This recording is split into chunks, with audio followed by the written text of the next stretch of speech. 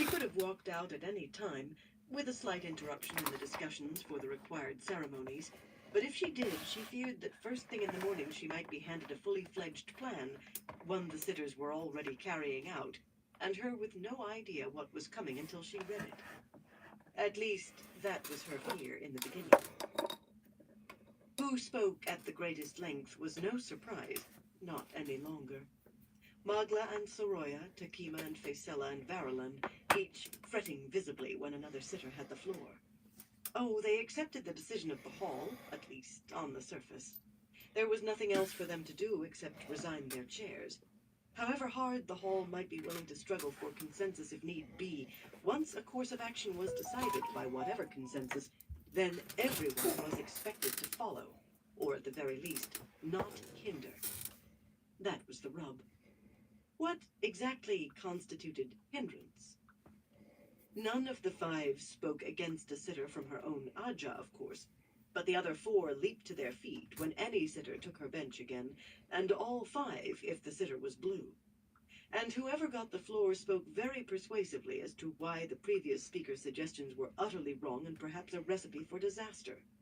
Not that there was any real sign of collusion that Egwene could see. They eyed each other as warily as they did anyone else, frowned at each other as hard, if not harder, and, plainly, trusted none of the others to make her arguments. In any event, little of what was suggested came close to conformity. The sitters disagreed on how many sisters should be sent to the Black Tower, and how many from each Aja, on when those sisters were to be sent, what they must demand, what they should be allowed to agree to, and what ordered to refuse entirely. In a matter this delicate, any error could lead to disaster, on top of which every Aja except the Yellow considered itself uniquely qualified to provide the leadership of the mission, from Kwamesa's insistence that the goal was negotiating a treaty of sorts, to Esmeralda's claim that historical knowledge was a necessity for such an unprecedented undertaking. Barana even pointed out that an agreement of this nature must be reached by absolute rationality. Dealing with the Ashaman was sure to inflame passions, and anything except cold logic would surely lead to disaster on the spot. She grew rather heated about it, in fact. Ramonda did want the party led by a Yellow, yet since it hardly seemed there would be any great need for healing, she was reduced to a stubborn insistence that anyone else might be swayed by her Aja's special interests and forget the point of what they were doing. Sitters of the same Aja supported one another only to the extent of not openly opposing, and no two Ajas were willing to stand together on much beyond the fact that they had agreed to send an embassy to the Black Tower. Whether it should be called an embassy remained in dispute, even by some who had stood in its favor at the start. Moria herself seemed taken aback by the very idea. Egwene was not the only one who found the constant argument and counter-argument wearing, the points chopped so fine that nothing remained and everything had to begin over. Sisters drifted away from behind the benches. Others replaced them and then drifted away in turn after a few hours. By the time Shiriam uttered the ritual, "Depart now in the light," night had descended, and only a few dozen remained besides Egwene and the sitters, several of whom sagged as though they had been run through a mangle like damp bed linens. And nothing at all had been decided except that more talk was necessary before anything could be decided. Outside, a pale half-moon hung in a velvet black sky, dusted with glittering stars, and the air was bitter cold. Her breath curling a pale mist in the darkness, Egwene walked away from the hall smiling as she listened to the sitters scattering behind her, some still arguing. Ramonda and Lelaine were walking together, but the Yellow's clear, high voice rose perilously close to shouting, and the Blue's was not far behind. They usually argued when forced into one another's company, but this was the first time Egwene had seen them choose it when they did not have to. Shiriam half-heartedly offered to fetch the reports on wagon repairs and fodder that she had asked for that morning, but the weary-eyed woman did not attempt to hide her relief when Egwene sent her off to her bed. With a hurried curtsy, she went scurrying away into the night, clutching her cloak around her. Most of the tents stood dark, shadows in the moonlight. Few sisters remained awake long after nightfall. Lamp oil and candles were never in generous supply. For the moment, delay suited Egwene perfectly, but that was not the only reason for her smile. Somewhere in all that argument, her headache had gone away entirely. She would have no difficulty at all going to sleep this night. Halima always remedied that, yet her dreams were always troubled after one of Halima's massages. Well, few of her dreams were light, but these were darker than any others, and strangely she could never remember anything except that they were dark and troubled. Doubtless both things came from some remnant of the pains that Halima's fingers would not reach, yet the last was disturbing in itself. She had learned to remember every dream. She had to remember every dream. Still, with no headache tonight, she should have no problems, and dreaming was the least of what she had to do. Like the hall and her study, her tent stood in a little clearing with its own strip of wooden walkway, the nearest tents a dozen spans off to give the Amerlin a bit of privacy. At least that was how the spacing was explained. It might even have been the truth now. Egwene Alvear was certainly not irrelevant anymore. The tent was not large, short of 4 paces on a side, one side with 4 brass-bound chests full of clothing stacked against one wall, 2 cots and a tiny round table, a bronze brazier, a washstand, a stand mirror, and one of the few real chairs in the camp. A simple piece with a little plain carving. It took up entirely too much room, but it was comfortable, and a great luxury when she wanted to curl her feet beneath her and read. When she had time to read anything for pleasure. The second cot was Halima's, and she was surprised to see the woman was not already there, waiting on her. The tent was not unoccupied, however. "You had nothing but bread for breakfast, Mother," Chesa said in a mildly accusing voice as Egwene ducked through the entry flaps. Not far from stout in her plain gray dress, Egwene's maid was sitting on the tent's stool, darning stockings by the light of an oil lamp. She was a pretty woman, without a touch of gray in her hair, yet sometimes it seemed that Chesa had been in her employ forever, rather than just since Salvador. She certainly took all the liberties of an old servant, including the right to scold. "You ate nothing at all midday, as far as I can learn," she went on, holding up a snowy silk stocking to study the patch she was making in the heel. "And your dinner's gone cold there on the table an hour ago at least. Nobody's asked me, but if they did, I'd say those heads of yours come from not eating. You're much too skinny." With that, she finally put the stocking down atop her mending basket and rose to take Egwene's cloak, and to exclaim that Egwene was cold as ice. That was another cause of headaches in her book. "I said I went around ignoring freezing cold or steaming heat, but your body knew whether you did or not. Best to bundle up warm, and wear red shifts. Everyone knew red was warmest. Eating helped, too. An empty belly always led to shivering. You never saw her shivering, now did you?" "Thank you, Mother," Egwene said lightly, which earned a soft snort of laughter, and a shocked look. For all her liberties, Chesa was a stickler for the proprieties to make Eledrin seem relaxed. The spirit, anyway, if often not the letter. "I don't have a headache tonight, thanks to that tea of yours." Maybe it had been the tea. Vile as that tasted as a cure, it was no worse than sitting through a session of the hall lasting more than half a day. "And I'm not very hungry, really. A roll will be enough." Of course, it was not quite so simple as that. The relationship between mistress and servant was never simple. You lived in one another's sleep, and she saw you at your worst, knew all your faults and foibles. There was no such thing as privacy from your maid. Chesa muttered and grumbled under her breath the whole time she was helping Egwene undress, and in the end, wrapped in a robe, red silk to be sure, edged with frothy Murandian lace and embroidered with summery flowers, a gift from Anaya, Egwene let her remove the linen cloth covering the tray on the little round table. The lentil stew was a congealed mass in the bowl, but a little channeling fixed that, and with the first spoonful Egwene discovered she did have some appetite. She ate every scrap, and the piece of blue-veined white cheese, and the somewhat shriveled olives, and the 2 crusty brown rolls, though she had to pick weevils out of both. Since she did not want to fall asleep too quickly, she drank only 1 cup of the spiced wine, which needed reheating too, and had a slight bitterness for it, but Chesa beamed with approval as if she had cleaned the tray.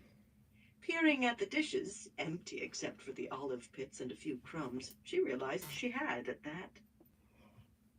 Once she was in her narrow cot, 2 soft woolen blankets and a goose-down comforter pulled to her chin, Chesa took up the dinner tray, but she paused at the tent's entrance. "Do you want me to come back, Mother? If you get one of your heads..." "Well, that woman's found company, or she'd be here by now." There was open scorn in "that woman." "I could brew another pot of tea. I got it from a peddler who said it was sovereign for aching heads. And joints and belly upsets, too." "Do you really think she's a light skirt, Chesa?" Egwene murmured. Already warm under her covers, she felt drowsy. She wanted sleep, but not just yet. Heads and joints and bellies? Nynaeve would laugh herself sick to hear that. Perhaps it had been all those chattering sitters who chased her headache away after all. "Halima does flirt, I suppose, but I don't think it's ever gone beyond flirting."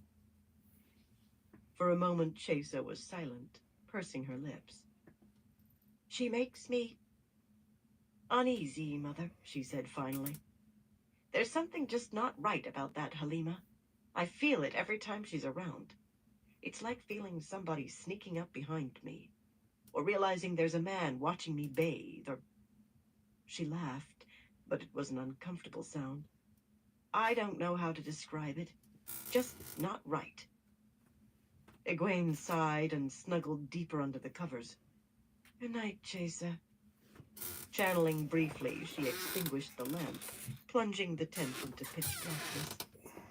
"You go sleep in your own tent tonight." Halima might be upset to come and find someone else on her cot. Had the woman really broken a man's arm? The man must have provoked her somehow. She wanted dreams tonight. Untroubled dreams. At least, dreams she could recall. Few of her dreams were what anyone would call untroubled. But she had another sort of dream to enter first, and for that it had been some time since she needed to be asleep. Nor did she need one of the ter'angreal the hall guarded so closely. Slipping into a light trance was no harder than deciding to do so, especially as tired as she was, and bodiless. She floated in an endless blackness, surrounded by an endless sea of lights. An immense swirl of tiny pinpoints glittering more sharply than stars on the clearest night, more numerous than the stars. Those were the dreams of all the people in the world, of people in all the worlds that were or could be, worlds so strange she could not begin to comprehend, all visible here in the tiny gap between Tel'aran'rhiod and waking, the infinite space between reality and dreams. Some of those dreams she recognized at a glance.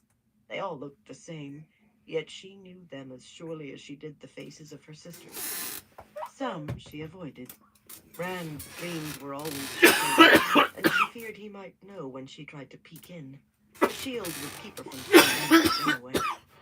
A pity she couldn't tell where someone was from their dreams. 2 points of light could be side by side here, and the dreamers 1,000 miles apart. Gawain's dreams tugged at her, and she fled. His dreams held their own dangers, not least because part of her wanted very much to sink into them. Nynaeve's dreams gave her pause, and the desire to put the fear of the light into the fool woman, but Nynaeve had managed to ignore her so far, and Egwene would not sink to pulling her into Tel'aran'rhiod against her will. That was the sort of thing that Loken did. It was a temptation, though. Moving without moving, she searched for one particular dreamer. One of 2, at least. Either would do. The lights seemed to spin around her, to sweep past so fast that they blurred into streaks while she floated motionless in that starry sea. She hoped that at least one of those she hunted was asleep already. The light knew it was late enough for anyone. Vaguely aware of her body in the waking world, she felt herself yawn and curl her legs up beneath her. Then she saw the light she sought, and it swelled in her sight as it shimmered toward her from a star in the sky to a full moon to a shimmering wall that filled her vision, pulsing like a breathing thing. She did not touch it, of course. That could lead to all sorts of complications, even with this dreamer. Besides, it would be embarrassing to slide into someone's dream accidentally. Reaching out with her will across the hair-fine space that remained between her and the dream, she spoke cautiously, so she would not be heard in a shout.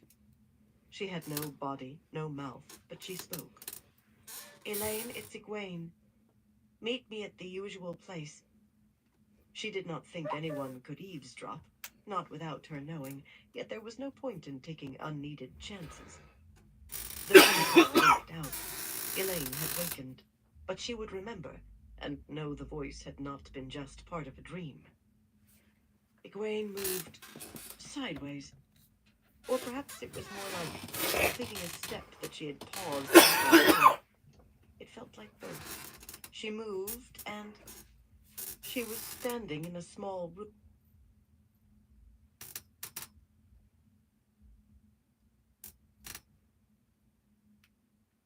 empty save for a scarred wooden table and 3 straight-backed chairs. The 2 windows showed deep night outside, yet there was light of an odd sort, different from moonlight or lamplight or sunlight. It did not seem to come from anywhere. It just was. But it was more than enough to see that sad, sorry little room clearly. The dusty wall panels were riddled by beetles, and broken panes in the windows had allowed snow to drift in atop a litter of twigs and dead leaves. At least there was snow on the floor sometimes, and twigs and leaves sometimes. The table and chairs remained where they stood, but whenever she glanced away, the snow might be gone when she looked back, the twigs and brown leaves in different places, as if scattered by a wind. They even shifted while she was looking, simply here, then there. That no longer seemed any odder to her than the feel of unseen eyes watching. Neither was truly real, just the way things were in Tel Eiranriod. A reflection of reality and a dream, all jumbled together. Everywhere in the world of dreams felt empty, but this room had the hollow emptiness that only came from a place that was truly abandoned in the waking world. Not so many months past, this little room had been the Armelins' study. The inn that held it was called the Little Tower, and the village of Salidar, reclaimed from the encroaching forest, had bustled, the heart of resistance to Elida. Now, if she walked outside, she would see saplings thrusting through the snow in the middle of those streets that had been so painfully cleared.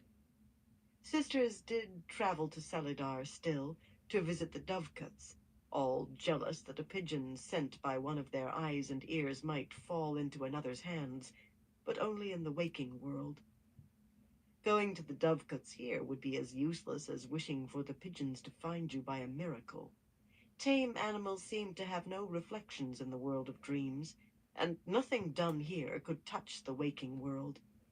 Sisters with access to the dream ter'angreal had other places to visit than a deserted village in Altara, and certainly no one else had reason to come here in the dream either. This was one of the places in the world Egwene could be sure no one would catch her by surprise. Too many others turned out to have eavesdroppers, or bone-deep sadness. She hated seeing what had become of the 2 rivers since she left. Waiting for Elaine to appear, she tried to quell her impatience. Elaine was not a dreamwalker. She needed to use a ter'angreal, and she would want to tell Avienda where she was going, no doubt. Still, as the minutes stretched out, Egwene found herself pacing the rough floorboards irritably. Time flowed differently here. An hour in Tel Eiranriod could be minutes in the waking world, or the other way around. Elaine could be moving like the wind. Egwene checked her clothing. A gray riding dress with elaborate green embroidery on the bodice and in broad bands on the divided skirts.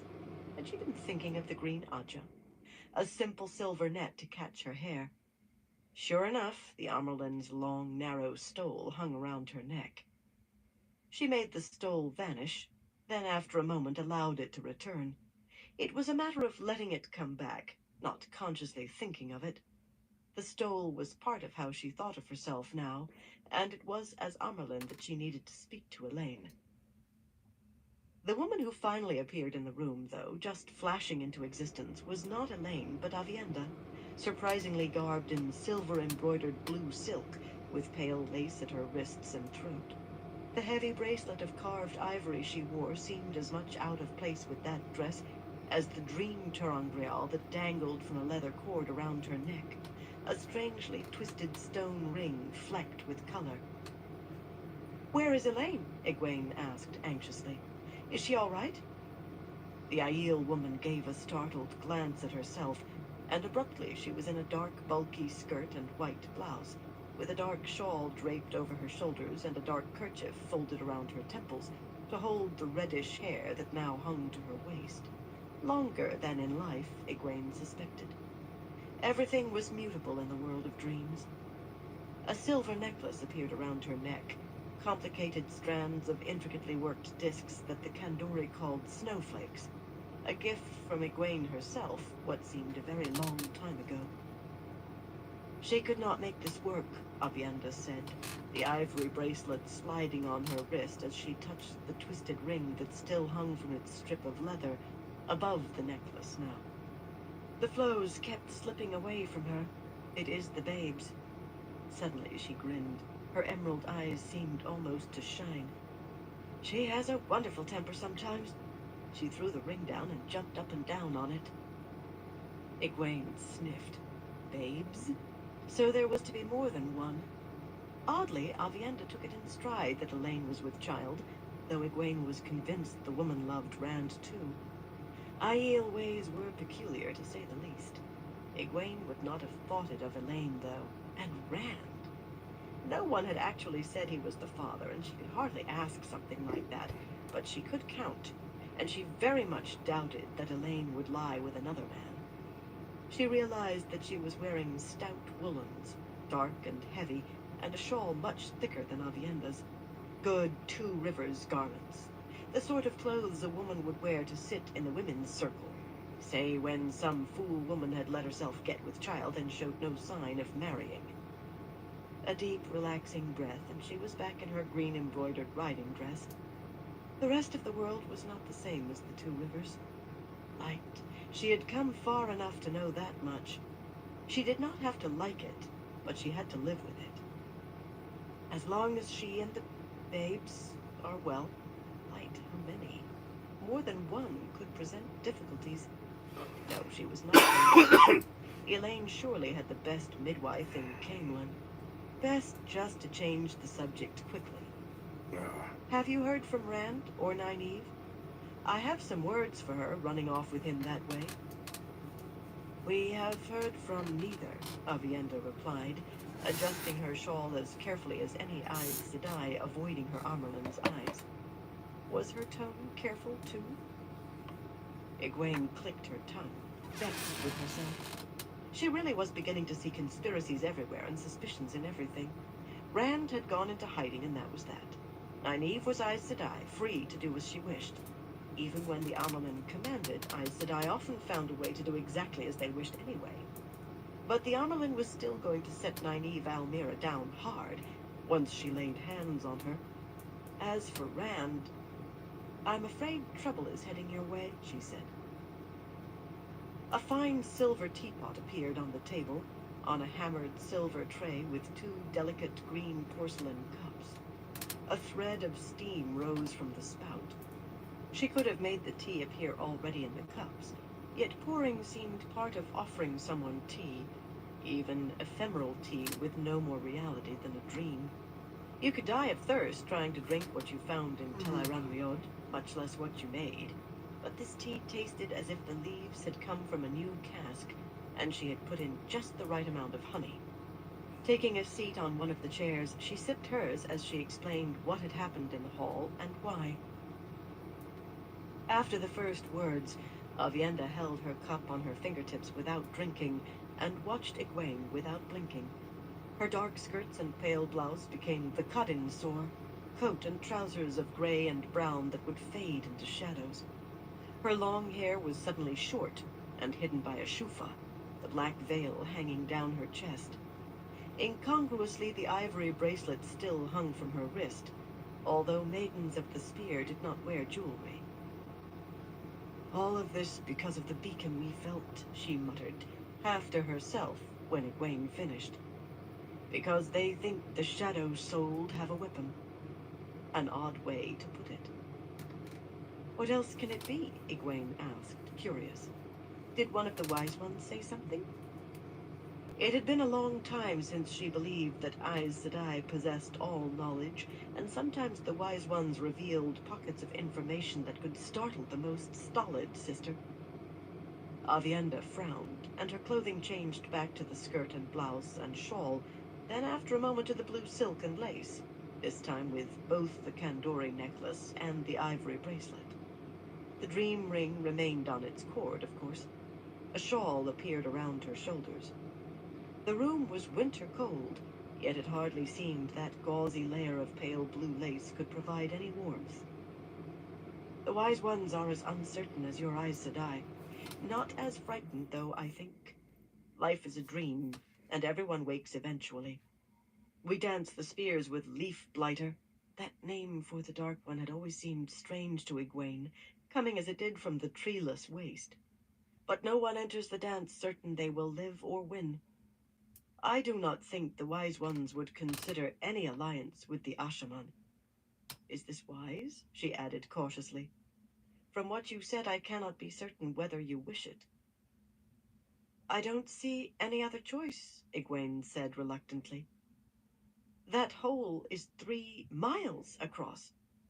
This is the only hope we have that I can see." Avienda peered into her tea. "And if the shadow-souled possessed no weapon?" Suddenly, Egwene realized what the other woman was doing. Avienda was in training to be a wise one, and garments or no, she was being a wise one. Likely that was the reason for the shawl. Part of Egwene wanted to smile. Her friend was changing from the often hot-headed maiden of the spear she had first come to know. Another part of her remembered that the wise ones did not always have the same goals as Aes Sedai. What sisters valued deeply sometimes meant nothing to the wise ones. It made her sad that she must think of Avienda as a wise one instead of just a friend. A wise one who would see what was good for the Aiel, rather than what was good for the White Tower. Still, the question was a good one. "We do have to deal with the Black Tower sooner or later, Avienda. And Moria was right. There are already too many Ashaman for any thought of gentling them all. And that's if we dared think of gentling them before the last battle. Maybe a dream will show me another way, but none has so far." None of her dreams had showed her anything useful so far. Well, not really. "This does give us at least the beginning of a way to handle them. In any case, it's going to happen. If the sitters can agree on anything besides the fact they have to try for an agreement. So we must live with it. It might even be for the best in the long run." Avienda smiled into her teacup. Not an amused smile. She seemed relieved for some reason. Her voice was serious, though. "You Aes Sedai always think men are fools. Quite often they are not. More often than you think, at least. Take a care with these Ashaman. Mazrim Taim is far from a fool, and I think he is a very dangerous man." "The Hall is aware of that," Egwene said dryly. "That he was dangerous, certainly. The other might be worth pointing out. I don't know why we're even discussing this. It's out of my hands. The important thing is that eventually sisters will decide the Black Tower is no longer any reason to stay away from Camelin, if we're going to talk with them anyway. Next week or tomorrow, you'll find sisters popping in just to look in on Elaine and see how the siege is going. What we have to decide is how to keep what we want hidden, hidden. I have a few suggestions, and I hope you have more." The notion of strange Aes Sedai appearing in the royal palace agitated Avienda to the point that she flashed from blue silk to cut-in sword to woolen skirt and algoda blouse and back again as they talked. though she appeared not to notice. Her face remained smooth enough to suit any sister. She certainly had nothing to worry about if the visiting Aes Sedai uncovered the kinswomen, or the captive Suldam and Damani, or the bargain with the sea folk. But likely she was concerned about the repercussions on Elaine. The sea folk not only made the cut and sore appear, but a round bull-hide buckler lying beside her chair with 3 short Aiel spears. Egwene considered asking whether there was any special problem with the Windfinders, any problem beyond the usual, that was, yet she held her tongue. If Aviendha did not mention it, then the matter was something she and Elaine wanted to handle themselves. Surely she would have said something if it was anything Egwene should know about. Or would she? Sighing, Egwene set her cup on the table, where it promptly disappeared, and rubbed her eyes with her fingers. Suspicion truly was part of her bones now, and she was unlikely to survive long without it. At least she did not always have to act on her suspicions, not with a friend. "You are tired," Aviendha said, once again in the white blouse and dark skirt and shawl, a concerned wise one with sharp green eyes. "You do not sleep well?" "I sleep well," Egwene lied, managing a smile. Aviendha and Elaine had their own worries without letting them know about her headaches. "I can't think of anything more," she said, rising. "Can you?" "Then we're done," she went on, when the other woman shook her head. "Tell Elaine to take care of herself. You take care of her, and her babes." "I will," Aviendha said, now in the blue silk. "But you must take care of yourself. I think you use yourself too hard." "Sleep well and wake," she said gently, the Aiel way of saying good night, and she was gone. Egwene frowned at the spot where her friend had vanished. She was not using herself too hard, only as hard as she needed to. She slipped back to her body and discovered that it was sound asleep. That did not mean that she was asleep, or not exactly. Her body slumbered, breathing slow and deep, but she let herself slip only far enough under for dreams to come. She could just have waited until she woke and recalled the dreams then as she wrote them into the little leather-bound book that she kept at the bottom of one of her clothing chests, tucked under thin linen shifts that would not be taken out well into spring. But observing the dreams as they came saved time. She thought it might help her decipher what they meant. At least, those that were more than ordinary night fancies. There were plenty of those, often featuring Gawain, a tall, beautiful man who took her in his arms and danced with her and made love with her. Once, even in her dreams, she had shied away from thoughts of making love with him. She had blushed to think about it awake. That seemed so foolish now, so childish. She would bond him as her warder one day, somehow, and she would marry him and make love to him until he cried Hey, for big mercy. movie fan, how you Even doing, in bro? her sleep, she giggled at the thought. Hope you're doing well. Other dreams were not so pleasant. Wading through waist-deep snow with trees thick all around her, knowing she had to reach the edge of the forest. But even ahead, one blink and it receded into the distance, leaving her to flounder on. Or she was pushing a great millstone up a steep hill, How's your but every night time she going, was big almost movie at the fan? top, she slipped and fell and watched the huge stone roll back to the bottom, so she had to trudge back down and begin again. Only every time the hill was higher than before. She knew enough of dreams to know where those came from, even if they had no special meaning. None beyond the fact that she was tired and had a seemingly endless task in front of her anyway. There was no help for it, though. She felt her body jerking at the laborious dreams and tried to soothe her muscles, make them relax. This sort of half-sleep was little better than none, and less if she spent the whole night thrashing around on her cot. Her efforts worked, a little. At least she only Oh pushed yeah, through a big movie dream of fan. being Hopefully you forced to get to pull a sleep. cart jammed full of Aes Sedai down a muddy road. Oh yeah, Other that's dreams good. came, My betwixt day and was between. alright. Can't Matt stood complain. on a village green playing at bowls. The thatch-roofed houses were vague, in the manner of dreams. Sometimes the roofs were slate, sometimes the houses seemed of stone, sometimes wood. But he was sharp and clear. dressed in a fine green coat and that wide-brimmed black hat, just as he had been the day he rode into Saladar. There was not another human being in sight. Rubbing the ball between his hands, he took a short run and casually rolled it across the smooth grass. All 9 pins fell, scattered as if they had been kicked. Hell yeah, big movie Matt fan. turned Definitely and picked up appreciate it, another bro. ball, and the pins were back upright. No, there was a fresh set of pins. The old still lay where they had fallen. He hurled the ball again, a lazy, underhanded bowl, and Egwene wanted to scream. The pins were not turned pieces of wood. They were men, standing there watching the ball roll toward them. None moved until the ball sent them flying. Matt turned to pick up another ball, and there were more new pins, new men, standing in orderly formation among the men lying sprawled on the ground as if dead. No, they were dead. Unconcerned, Matt bowled. It was a true dream. She knew that long before it faded. A glimpse of a future that might come to pass, a warning of what should be watched for. True dreams were always possibilities, not certainties. She often had to remind herself of that. Dreaming was not foretelling, but this was a dire possibility.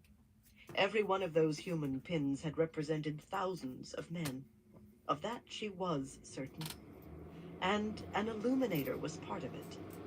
Matt had met an illuminator once, but that was long ago. This was something more recent. The illuminators were scattered, their guild houses gone.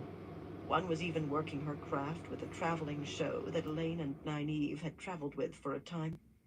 Matt might find an illuminator anywhere. Still, it was only a possible future.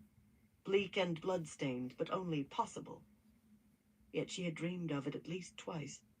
Not the same dream exactly, but always the same meaning. Did that make it more likely to come to pass? She would have to ask the wise ones to find out, and she was increasingly reluctant to do that. Every question she asked revealed something to them, and their goals were not hers. To save what they could of the Aiel, they would let the White Tower be ground to dust. She had more than any one people, any one nation to think of. More dreams. She was struggling up a narrow, rocky path along the face of a towering cliff. Clouds surrounded her, hiding the ground below and the crest above, yet she knew that both were very far away. She had to place her feet very carefully. The path was a cracked ledge barely wide enough for her to stand on, with one shoulder pressed against the cliff. A ledge littered with stones as large as her fist that could turn under a misplaced step and send her hurtling over the edge. It almost seemed this was like the dreams of pushing millstones and pulling carts, yet she knew it was a true dream. Abruptly, the ledge dropped away from under her with the crack of crumbling stone, and she caught frantically at the cliff, fingers scrabbling to find a hold. Her fingertips slid into a tiny crevice, and her heart stopped with a jolt that wrenched her arms. Feet dangling into the clouds, she listened to the falling stone crash against the cliff until the sound faded to nothing without the stone ever hitting the ground. Dimly, she could see the broken ledge to her left. 10 feet away, it might as well have been a mile off for all the chance she had of reaching it. In the other direction, the mists hid whatever remained of the path, but she thought it had to be farther away still. There was no strength in her arms. She could not pull herself up, only hang there by her fingertips until she fell. The edge of the crevice seemed as sharp as a knife under her fingers. Suddenly, a woman appeared, clambering down the sheer side of the cliff out of the clouds, making her way as deftly as if she were walking down the stairs. There was a sword strapped to her back. Her face wavered, never settling clearly, but the sword seemed as solid as the stone. The woman reached Egwene's neck and held out one hand. "We can reach the top together," she said in a drawling accent. Egwene pushed the dream away as she would have a viper. She felt her body thrash, heard herself groan in her sleep. But for a moment she could do nothing. She had dreamed of the Shanshan before, of a Shanshan woman somehow tied to her, but this was a Shanshan who would save her. No! They had put a leash on her, made her Damani. Saved by a Shanshan. A very long time passed before she could address herself to calming her sleeping body. Or maybe it only seemed a long time. Not a Shanshan. Never that. Slowly, the dreams returned. She was climbing another path along a cliff shrouded in clouds, but this was a broad ledge of smoothly paved white stone, and there were no rocks underfoot. The cliff itself was chalky white, and as smooth as if polished. Despite the clouds, the pale stone almost gleamed. She climbed quickly and soon realized that the ledge was spiraling around. The cliff was actually a spire. No sooner did that thought occur than she was standing on the top of it, a flat, polished disc, walled by mist. Not quite flat, though. A small white plinth stood centered in that circle, supporting an oil lamp made of clear glass. The flame on that lamp burned bright and steady, without flickering. It was white, too. Suddenly a pair of birds flashed out of the mist, two ravens black as night. Shrieking across the spire top, they struck the lamp and flew on without so much as a pause. The lamp spun and wobbled, dancing around the top of the plinth, flinging off droplets of oil. Some of those drops caught fire in midair and vanished. Others fell around the short column, each supporting a tiny, flickering white flame, and the lamp continued to wobble on the edge of falling. Egwene woke in darkness with a jolt. She knew. For the first time, she knew exactly what a dream meant. But why would she dream of a Shanshan woman saving her, and then of the Shanshan attacking the White Tower? An attack that would shake the Aes Sedai to their core and threaten the tower itself. Of course, it was only a possibility, but the events seen in true dreams were more likely than other possibilities. She thought she was considering calming, but at a rough rustle of canvas from the entry flaps, she very nearly embraced the true source. Hastily, she ran through novice exercises to compose herself. Water flowing over smooth stones, wind blowing through high grass. Light, she had been frightened. It took two to achieve any sort of calm. She opened her mouth to ask who was there. Asleep? Halima's voice muttered softly. She sounded wound up tight, almost excited. Well, I wouldn't mind a good night's sleep myself. Listening to the woman undress for bed in the dark, Egwene lay very still. If she let her know she was awake, she would have to talk with her, and at the moment that would be embarrassing. She was fairly certain that Halima had found herself company, if not for the whole night. Halima could do as she wished, of course, but Egwene was still disappointed. Wishing that she had remained asleep, she found herself slipping under once more, and this time she did not try to stop halfway. She would remember any dreams that came, and she did need some actual sleep. Chaser came bright and early to bring her breakfast on a tray and help her dress. Actually, it was early and not bright at all. There was only the merest hint of sunlight, and the lamp's light was necessary to see anything. The embers in the brazier had died down during the night, of course, and the cold that hung in the air felt gray. There might be a chance of more snow today. Halima wriggled into her silk shift and dress, making laughing jokes about how she would like to have a maid, while Chaser was doing up the rows of buttons that ran down Egwene's back. The plump woman wore a set face, ignoring Halima altogether.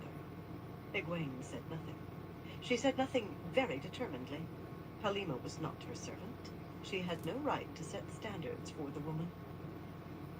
Just as Chaser finished the last of the tiny buttons and gave Egwene's arm a pat, Misao ducked into the tent, letting in a fresh wave of cold air.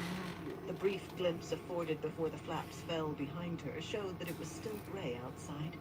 Definitely a chance of snow.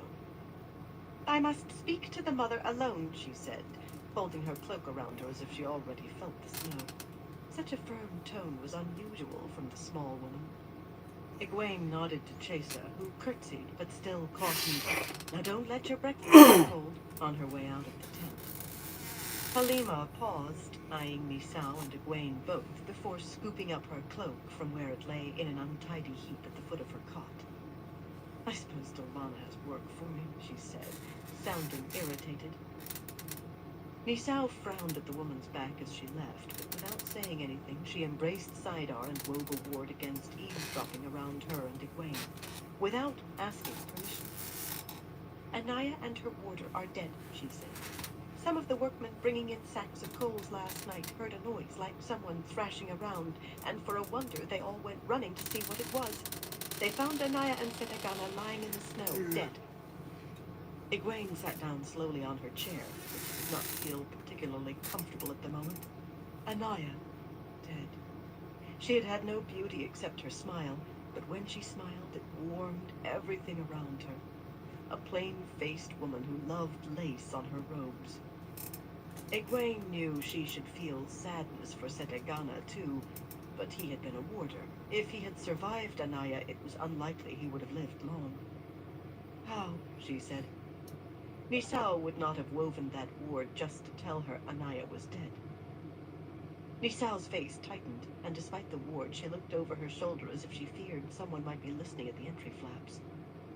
The workmen thought they had eaten badly preserved mushrooms. Some fathers are careless in gathering what they intend to sell, and the wrong sort can paralyze your lungs or make your throat swell up so you die struggling for air.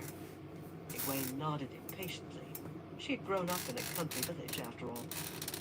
Everyone seemed willing to accept that, Nisao went on, but she did not hurry. Hands twisting and flexing on the edges of her cloak, she appeared reluctant to reach her conclusion.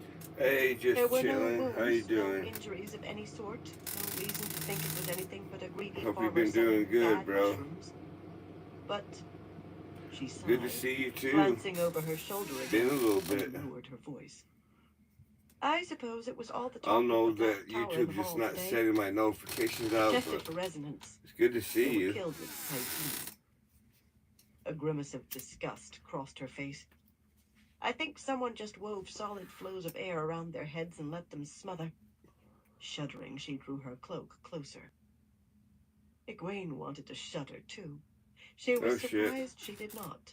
Anaya dead. Definitely hope you're doing good, A though. deliberately cruel Just way of chilling. killing used by someone who had hoped to leave no traces. Have you No told anyone worries. yet? But Of it's course good to not, know you're all Nisao right, said though. indignantly. I came to you straight away, as soon as I knew you'd be awake at least. A pity. You will have to explain why you delayed. We can't keep this secret. Well, Amerlins had kept darker secrets for the good of the tower as they saw it. If we have a man who can channel among us, then the sisters need to be on their guard. A man who could channel hiding among the workmen or soldiers seemed unlikely, but less so than one coming there just to kill a single sister and her warder. Which raised another My question. bad, y'all. Why Anaya? Was she just in the wrong place at the wrong time, Nisao? Where did they die? Near the wagons on the south Hell yeah, side of just camp. chilling. I've been doing that. I don't know I've why still they were been there doing that it. time It's of just night. that Unless Anaya was going to the privies I and haven't been Setagana able thought she to, needed guarding even there. live stream Then it you're going to because find out for me, Misao. during my last What stream were of Anaya doing and it, Setagana doing near out the end of it, when everybody else was asleep? my webcam Why went were they out, killed? so I gotta get This you will keep secret. Until you can give a me new reasons, webcam. no one but the two of us is to know you're looking for any. Misao's 'Cause I'm mouth still opened doing it. I and just closed.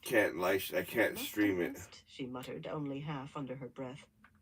She was not Because really the suited webcam to I keeping had was deep just a secrets, and she knew real it. cheap one The that I last she ordered had off tried of to keep had led eBay. directly to her having to swear fealty to Egwene.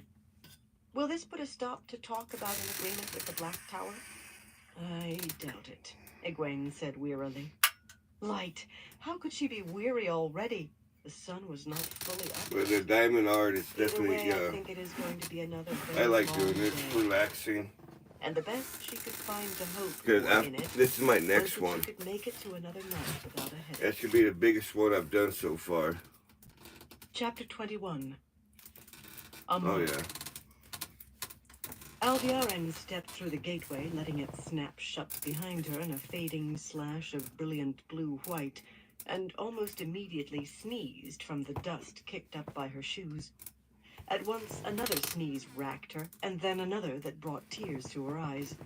Lit only by the glowing globe that floated in front of her, Yeah, it's gonna the be. rough-walled storeroom hewn out of the bedrock 3 levels below the tower library was empty, except for centuries' worth of dust. She would much rather have returned straight to her apartments in the tower itself, but there was always the chance of walking in to find a servant cleaning. But when I start this, I want to body and hope that no live one stream remembered it from that the start to servant had last finish. been seen going into her rooms. Remain hidden and rouse not even the slightest hint gotta of wait till I get a suspicion, Masana webcam had before I can commanded. start this one. That seemed over timid when the Black Aja had walked the tower with impunity since its founding, but when one of the chosen commanded, only a fool disobeyed. At least if there was any chance of being found out. Because there either be irritably, Alviarin numbers, channeled to force letters, the dust out of the symbols, air, slamming it down so hard all mixed that the together in stone one, so floor it'll be should a have shaken. combination of She would not numbers, have letters, this every symbols, time if she simply swept and all the course, dust and into a it corner coincides rather than with leaving it spread out. the No one color else had chart on come the this side. far into the library basement. Watch, let me show you. years. No So this one color would notice chart's the still rooms open here. But someone was always doing what no one ever did. She often did so herself, and she did not intend to be caught through a foolish mistake. There we go. Still, she grumbled under her it breath has as she numbers channeled the and reddish letters. mud from her shoes and the hem of her skirts and cloak. Let me get this It one seemed off. unlikely that anyone would recognize it as coming from Tremalking, the largest of the Seafolk Islands, but someone might wonder where she had been to get muddy. And The tower grounds would be with buried in snow except where they had been shoveled clear and the dirt frozen hard. Still muttering to herself, she channeled again to muffle the squeal of rusted hinges as she pushed open the rough wooden door. There was a way to make a weave and hide it's a good way so to she would not have to sit soften there, that creak every relax, time. zone She was out. certain there was, but Masana refused to teach it At to least her. that's for me. It helps relax Masana me. was the real source of So her I'm sitting there annoyance. just The chosen taught what she concentrating wished on at, that and nothing more. Hinted going at back wonders, and then forth withheld them. and whatnot. And Masana used her like Before an I know errand it, girl. She sat at the a head couple of hours the had gone Supreme by. Council and knew the names of every black sister in every heart, which was more than Masana could say. The woman showed little interest in who would carry out her orders so long as they were carried out, and to the absolute letter. Have all kinds of them All already too done often, she and wanted them carried out by posted up there Alviarin selling herself, them. forcing That would her be to pretty deal cool. with women and men who thought themselves her equals, just because they also served the Oh good yeah, Lord. I remember that Too from many Venice of the Beach. You have friends all thought those themselves equal to Eyes Sedai, or even Mexican superior. dudes doing Worse, Masana forbade her to the make an Hannah object lesson art of even and one. then all the Repellent other little shit that rodents, none the able vendors to used to channel, sell. and Alviarin had to be polite just because some of them might be serving another of the chosen. All you smell It up was and down that obvious boardwalk that Masana was did not know for sure. incense She and was weed. one of the chosen, and she made Everyone Alviarin was smile smoking, at the dust of the and all the street for her vendors are always uncertainty. burning incense. The ball of pale light floating ahead of her for illumination, Alviarin glided down the rough stone corridor, smoothing the dust behind with And it's feathery mostly brushes of air, so white it folks seemed are getting it undisturbed, done. and rehearsing several choice things she would like to say to Masana. She would actually say none of them, of course, which only honed her irritation. The white dudes taking their Criticizing ladies one of over the there chosen to in even the get that mildest Hannah terms stuff was a done. short path to pain, perhaps to death. Almost surely both, in truth. With the chosen, grovel and obey was the only way to survive, and the first was as important as the second. No, you're right. The In prize electric of scooters. immortality was worth a little groveling. With that, she could gain all the power she wished, much more than any Amelin had ever wielded. I remember I used to smoke First, with though, it was a necessary lot of to those survive. vendors that did the Hannah tattoos Once because she reached the top of the first ramp leading upward, I she no longer always bothered hiding had her traces. There was not rolling nearly so papers much on me, dust here, and that marked by the wheels of or I hand had cuffs and scuffs from a shoes. pipe on me. Another set of faint footprints. And they'd always that never come up been to me and noticed. like ask me if I had papers or a pipe. I said, Usually, yeah, the and thought of living they said, come forever with us. frightened her. The thought of And we'll go eventually to their wielding power through Masana, little as she now did through cubicle Elida. area, Well, I guess you almost could call the it. same. Expecting to bring Masana to Sit there in their Elida's state spot of and compliance was too ambitious. But rolling she could up still or tie strings pack to a the bow bow and that would assure sit there her and get own all rise. smoked out with them.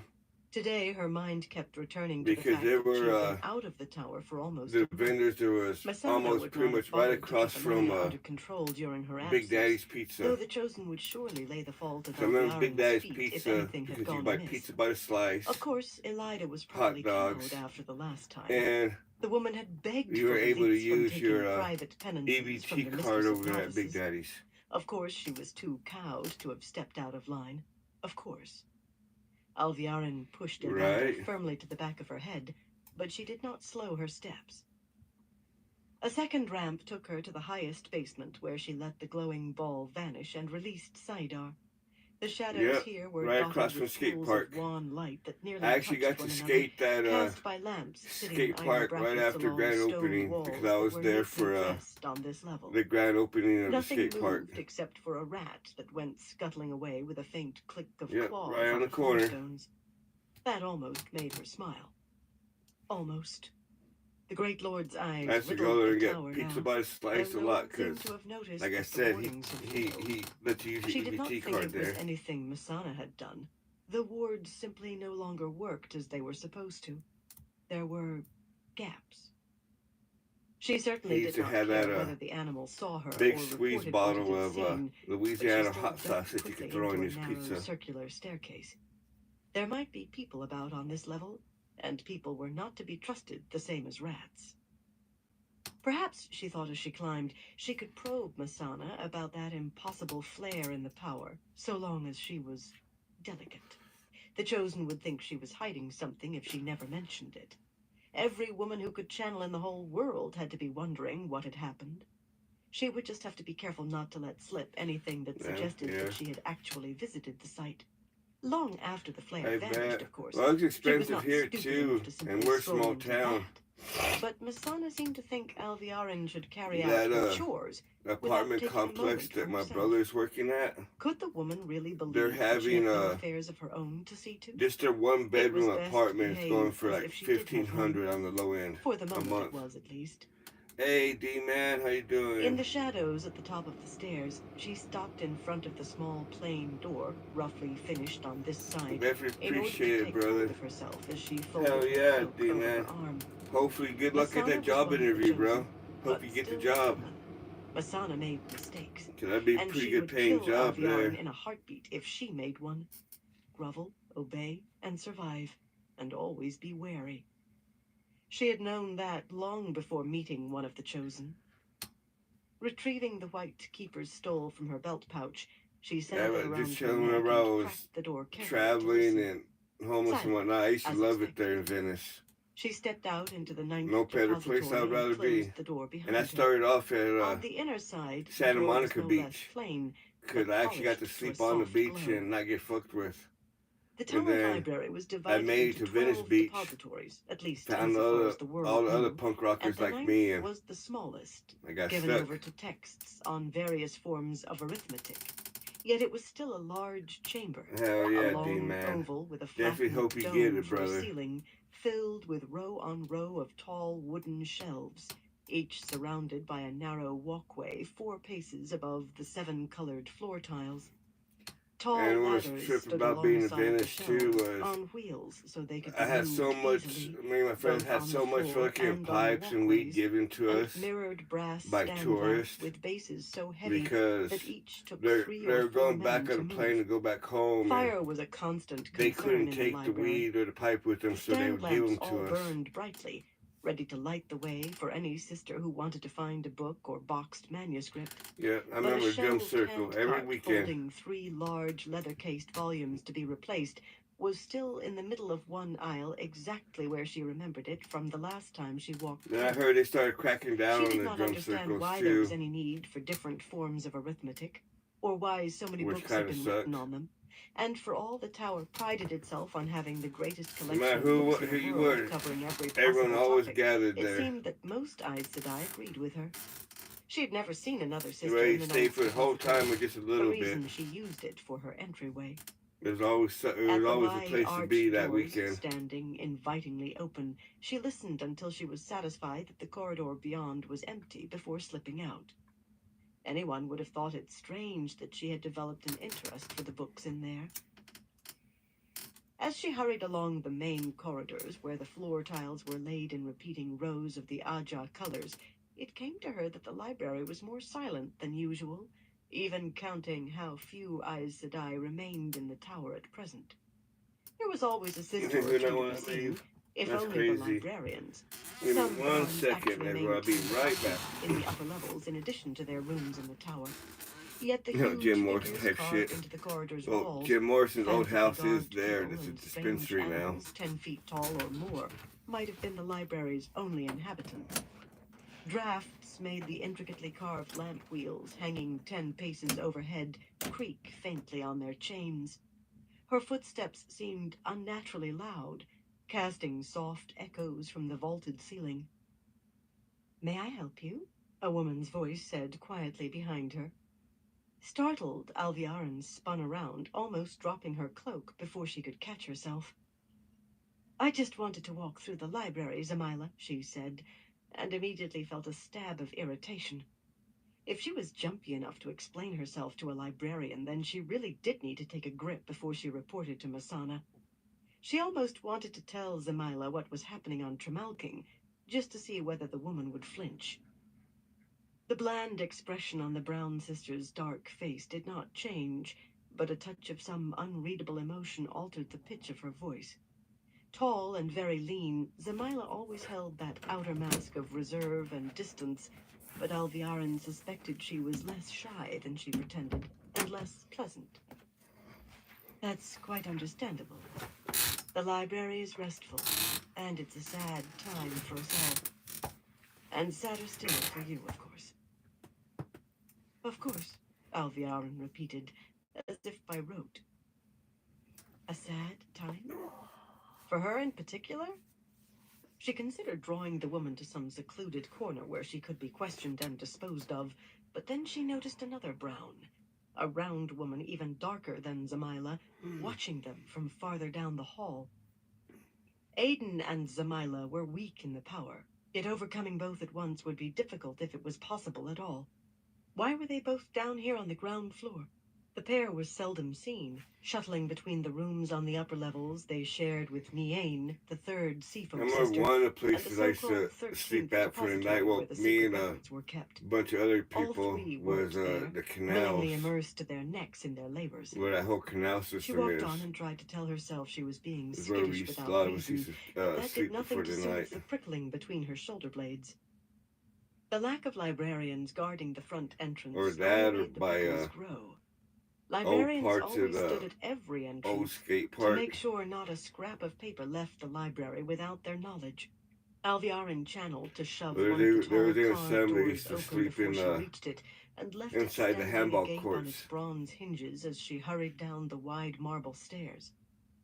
The broad oak-lined stone path that led toward the tall white shaft of the tower had been shoveled clear, but if it had not been, she would have used the power to melt the snow away ahead of her, let anyone think of it what they would. Masana had made crystal clear the price of taking the risk that anyone might learn the weave for traveling, or even that she knew it, else she would have traveled from the spot. With the tower in sight, looming over the trees and gleaming in the pale morning sunlight, she could have been there in a step. Instead, she fought the urge to run. It was no surprise to find the tower's wide, tall corridors empty. A few scurrying servants with the white flame of Tarvalin on their breasts bobbed their bows and curtsies as she passed, but they were no more use, no more important, than the drafts that made the gilded stand lamps flicker and rippled the bright tapestries hanging on the snowy white walls. Sisters kept to their own Aja quarters as much as possible these days, of course, and unless she encountered a member of her own heart, even seeing an Aes Sedai she knew was Black Aja would have been useless. She knew them, but they did not know her. Besides, she was not about to reveal herself to anyone she did not have to. Perhaps some of those marvelous instruments from the Age of Legends that Masana talked about would allow her to question any sister immediately one day, if the woman ever actually produced them. But now it was still a matter of ciphered orders left on pillows or in secret spots. What had once seemed almost instantaneous responses now seemed interminably delayed. A stocky, bald-headed serving man making his bow gulped audibly, and she smoothed her features. She prided herself on her icy detachment, always presenting a cool, unruffled surface. In any event, scowling her way through the tower was going to get her exactly nowhere. There was one person in the tower she was sure she knew exactly where to find, someone she could demand answers from with no fear of what the woman thought. A little caution was needed even there, of course. Careless questions revealed more than most answers were worth. But Elida would tell her anything. With a sigh, she began to climb. Messana had told her of another marvel of the Age of Legends that she wished very much to see, a thing called a lift. The flying machines sounded much grander, of course, but it was far easier to envision a mechanical contrivance that whisked you from floor to floor. She was not really certain that buildings several times as high as the White Tower could really have existed either. In the whole world, not even the Stone of Tyr rivaled the tower's height. But just knowing about lifts made climbing up spiraling hallways and sweeping flights of stairs seem laborious. She did pause at the Amerlin's study, only 3 levels up, but as expected, both rooms were empty, the bare writing tables polished till they shone. The rooms themselves seemed bare, with no wall hangings, no ornaments, nothing at all but the tables and chairs and unlit stand lamps. Elida rarely came down from her apartments near the tower's peak anymore. That had seemed acceptable at one time, since it isolated the woman even more from the rest of the tower.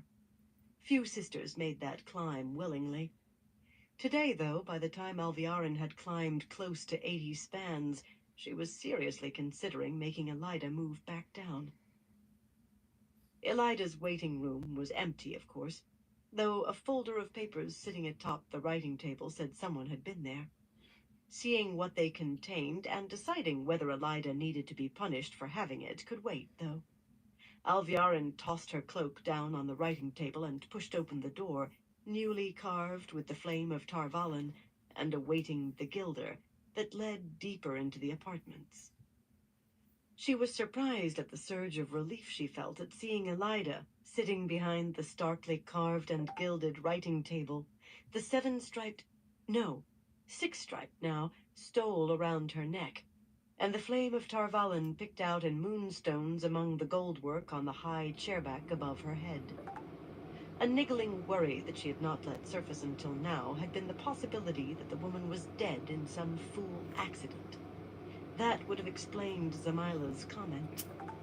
Choosing a new Amerlin could have taken months, even with the rebels and everything else confronting them, but her days as keeper would have been numbered.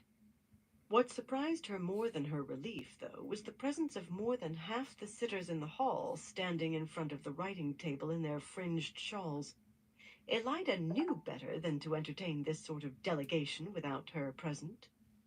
The huge gilded case clock against the wall, a vulgarly over-ornamented piece, chimed twice for high, small enameled figures of Aes Sedai popping out of tiny doors in its front as she opened her mouth to tell the sitters that she needed to confer with the Amerlin privately.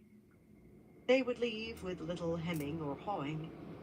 A keeper had no authority to order them out, but they knew that her authority extended beyond that her stole conferred, even if they did not begin to suspect how that could be. Alviarin, Elida said, sounding surprised before she could get a word out. The hardness of Elida's face softened in what almost seemed pleasure. Her mouth quirked close to a smile. Elida had had no reasons to smile in some time. "Stand over there and be quiet until I have time to deal with you," she said, waving an imperious hand toward a corner of the room. The sitters shifted their feet and adjusted their shawls. Suana, a beefy woman, gave Alviarin a tight glance, and Shavan, tall as a man and angular, stared straight at her with no expression, but the others avoided meeting her eye. Stunned, she stood stock still on the brightly patterned silk carpet, gaping. This could not be mere rebellion on Elida's part. The woman would have to be insane. But what in the name of the great Lord had happened to give her the nerve? What? Elida's hand slapped the tabletop with a loud crack, a blow that made one of the lacquered boxes there rattle. "When I tell you to stand in the corner, daughter," she said in a low, dangerous voice, "I expect you to obey." Her eyes glittered. "Or shall I summon the Mistress of Novices so these sisters can witness your private penance?" Heat suffused Alviarin's face, part humiliation and part anger. To have anyone hear such things said, and to her face. Fear bubbled in her, too, turning her stomach to acid. A few words from her, and Elida would stand accused of sending sisters to disaster and captivity not once, but twice. Rumors had already begun swirling about events in Kyrian, murky rumors, but growing more certain by the day. And once it was learned that on top of that, Elida had sent 50 sisters to try to defeat hundreds of men who could channel, not even the existence of the rebel sisters wintering in Murandy with their army would keep the Amerlin's stole on her shoulders or her head. She could not dare to do this. Unless she could discredit Alviarin as Black Aja. That might gain her a little time. Only a little, surely, once the facts about Dumai's wells and the Black Tower were known, but Elida might be ready to grasp at straws. No, it was not possible. Could not be possible. Flight certainly was impossible. For one thing, if Elida was ready to lay charges, flight would only confirm them. For another, Masana would find her and kill her if she fled. All that flashed through her head as she moved on leaden feet to stand in the corner like a penitent novice. There had to be a way to recover from this, whatever had happened. There was always a way to recover. Listening might find it for her. She would have prayed, if the Dark Lord listened to prayers. Elida studied her for a moment, then gave a satisfied nod. The woman's eyes still shone with emotion, though. Lifting the lid of one of the 3 lacquered boxes on her table, she took out a small, age-darkened ivory carving of a turtle and stroked it between her fingers. Fondling the carvings in that box was a habit she had when she wanted to soothe her nerves. "Now," she said, "you were explaining to me why I should enter negotiations." "We were not asking permission, Mother," Suana said sharply, thrusting her chin out. She had too much chin, a square stone of it, and the arrogance to thrust it at anyone. "A decision of this sort belongs to the Hall. There is strong feeling in favor of it in the Yellow Aja," which meant she had strong feelings. She was the head of the Yellow Aja, the first weaver, something Alviarin knew because the Black Aja knew all the Aja secrets, or nearly all, and in Suana's view, her opinions were her Aja's opinions. Doacine, the other yellow present, eyed Suana sideways, but said nothing. Pale and boyishly slim, Doacine looked as if she did not really want to be there. A pretty sulky boy who had been dragged somewhere by his ear. Sitters often balked at arm twisting from their Aja's head, yet it was not beyond possibility that Suana had found some way. "Many whites also support talks," Farana said, frowning distractedly at a little stain on one plump finger. "It is the logical thing to do under the present circumstances." She was first reasoner, head of the White Aja, but less likely than Suana to take her own views for those of the entire Aja. A little less likely. Farana often seemed as vague as the worst of the Browns. The long black hair that framed her round face needed a brush, and part of the fringe on her shawl appeared to have been dipped carelessly in her breakfast tea, but she could catch the slightest crack in the logic of an argument. She might well have been there by herself because she simply did not believe she needed any assistance from the other white sitters. Leaning back in her tall chair, Elida began to glower, her fingers stroking faster on the turtle, and Andaya spoke up quickly, not quite looking at Elida while pretending to adjust the set of her gray-fringed shawl along her arms. "The point, Mother, is that we must find a way to end this peacefully," she said, the Tarraboner accent strong in her speech as it was when she felt uneasy. Frequently diffident around Elida, she glanced at Yukiri as though hoping for support, but the slender little woman turned her head aside slightly. Yukiri was remarkably stubborn for such a tiny woman. Unlike Doacine, she would not have responded to arm twisting. So why was she here if she did not want to be? Realizing that she was on her own, Andaya rushed on. "It must not be allowed to come to fighting in the streets of Tarvalan, or in the tower, especially not that. Not again. So far the rebels seem content to sit and watch the city, but that cannot last. They have rediscovered how to travel, Mother. and have used it to carry an army across hundreds of leagues. We must begin talks before they all decide to use traveling to bring that army into Tarvalon, or all is lost, even if we win."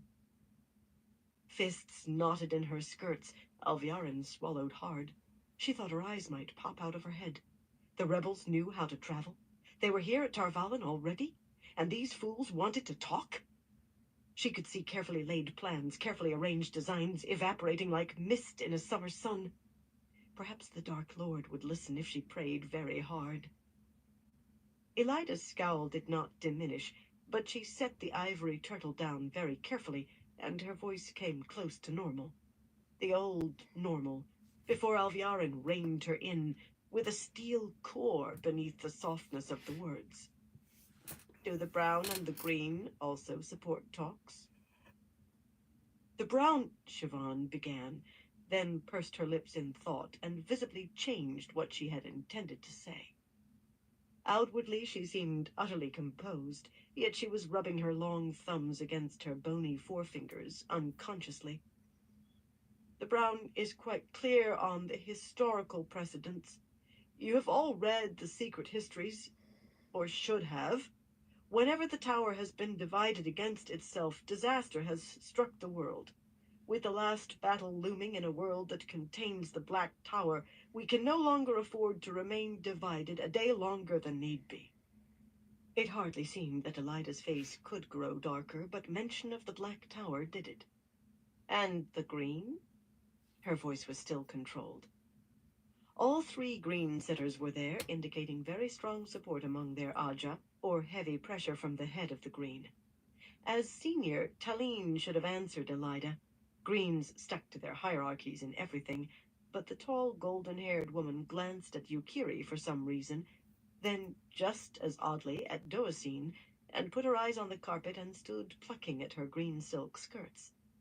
Rena frowned faintly, wrinkling her upturned nose in puzzlement, but she had worn the shawl for fewer than 50 years, so it was left to Rubinda to reply. A sturdy woman, Rubinda appeared short and stocky alongside Taline, and almost plain, despite eyes the color of sapphires. "I'm instructed to make the same points as Siobhan," she said, ignoring the startled look that Rena gave her. Plainly there had been pressure from Adalorna, the Green Captain General, and plainly Rubinda disagreed, if she was willing to make it public. "Tarman Gaiden is coming. The Black Tower is almost as great a threat, and the Dragon Reborn is missing if he isn't dead. We can no longer afford to be divided. If Andaya can talk the rebels back into the tower, then we must let her try." "I see," Elida said in a flat tone. But strangely, her color improved, and the hint of a smile even touched her mouth. "Then by all means talk them back if you can, but my edicts stand. The Blue Aja no longer exists, and every sister who follows that child Egwene Alvir must serve penance under my guidance before she can be readmitted to any Aja. I intend to weld the White Tower into a weapon to use at Tarman Gaiden." Farana and Suana opened their mouths, protest painted on their faces, but Elida cut them off with a raised hand. "I have spoken, daughters. Leave me now, and see to your talks." There was nothing the sitters could do short of open defiance. What was the Hall's right was theirs, but the Hall seldom dared infringe far on the Amerlin seat's authority. Not unless the Hall was united against the Amerlin, and this Hall was anything but united on any point. Alviarin had helped ensure that herself. They left, Farana and Suana, stiff-backed and tight-lipped, Andaya almost scurrying. None of them so much as glanced in Alviarin's direction. She barely waited for the door to close behind the last. "This really changes nothing, Elida. Surely you see that. You must think clearly, not trip over a momentary aberration." She knew she was babbling, but she could not seem to stop. "The disaster at Dumai's Wells, the certain disaster at the Black Tower, these can still unseat you. You need me to hold on to the staff and stole. You need me, Elida. You..." She clamped her teeth shut before her tongue threw everything away. There still had to be a way. I'm surprised you returned, Elida said, rising and smoothing her red-slashed skirts. She had never given up her way of dressing as a red. Strangely, she was smiling as she came around the table. Not a hint at a smile, but a full, pleased curve of her lips. Have you been hiding somewhere in the city since the rebels arrived? I thought you'd have taken ship as soon as you learned they were here. Who would have thought they would rediscover traveling? Imagine what we can do once we know that. Smiling, she glided across the carpet. Now let me see. What do I have to fear from you? The stories out of Carian are the talk of the tower, but even if sisters really were obeying the Althor boy, which I, for one, cannot believe, everyone blames Coiran.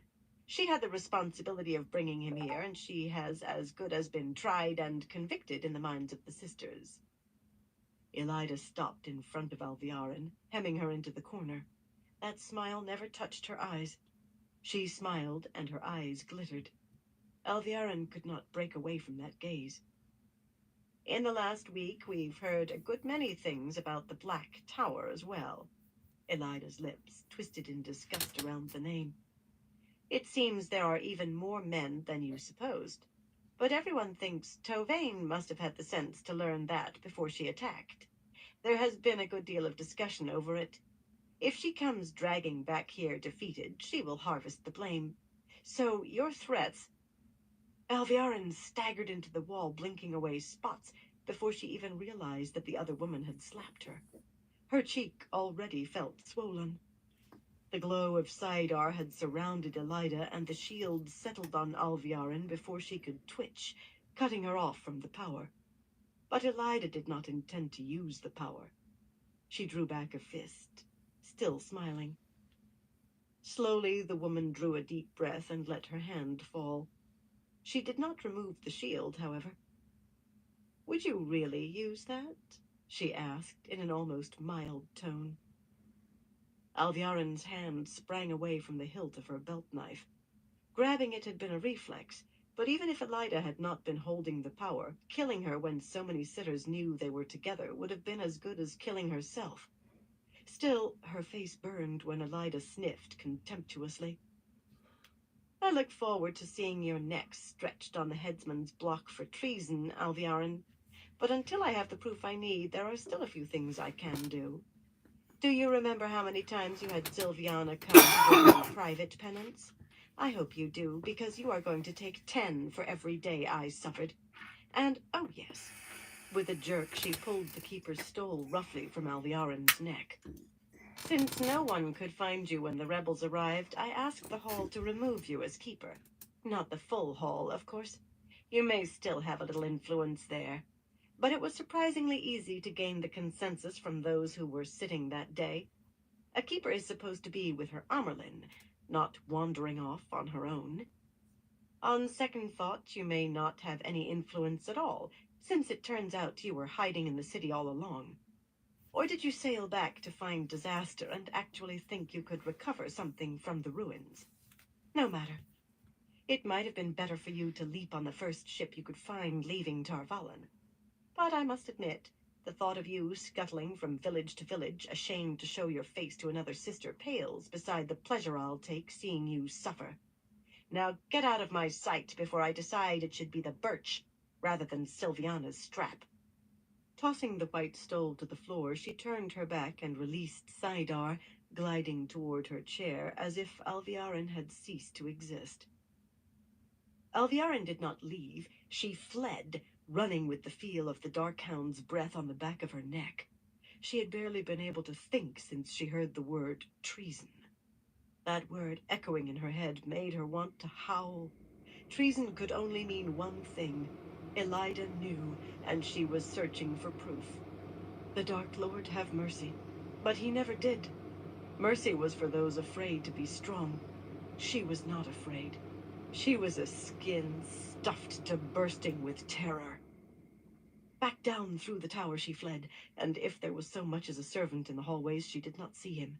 Horror blinded her eyes to anything not directly in her path. All the way back down to the 6th level she ran, to her own apartments. At least, she supposed they were still hers for the moment. The rooms with their balcony overlooking the great square in front of the tower went with the office of keeper. For the moment it was enough that she still had rooms and a chance to live. The furnishings were still the Damani pieces left by the previous occupant, all pale striped wood, inlaid with pearl shell and amber. In the bedchamber she threw open one of the wardrobes and fell to her knees, pushing aside dresses to rummage in the back for a small chest, a box less than 2 hands square that had been hers for many years. The carving on the box was intricate but clumsy, rows of varied knots apparently done by a carver with more ambition than skill. Her hands shook as she carried it to a table, and she set it down to wipe clammy palms on her dress. The trick to opening the box was simply a matter of spreading her fingers as wide as they would go to press simultaneously at 4 knots in the carving, no 2 alike. The lid lifted slightly and she threw it back, revealing her most precious possession wrapped in a small bundle of brown cloth to keep it from rattling if a maid shook the box. Most tower servants would not risk stealing, but most did not mean all. For a moment, Alviarin only stared at the package. Her most precious possession, a thing from the age of legends, but she had never dared use it before. Only in the worst emergency, Masana had said, the most desperate need. Yet what need could be more dire than this? Masana said the thing could take hammer blows without breaking, but she undid the wrappings with the care she would have used with a piece of fine-blown glass, revealing a turangrial, a brilliant red rod no larger than her forefinger, utterly smooth except for a few fine lines worked into the surface in a sinuous, interconnecting pattern. Embracing the source, she touched that pattern with hair-thin flows of fire and earth at 2 of the interconnections. That would not have been necessary in the age of legends, but something called the standing flows no longer existed. A world where almost any turangrial could be used by people unable to channel seemed odd beyond comprehension.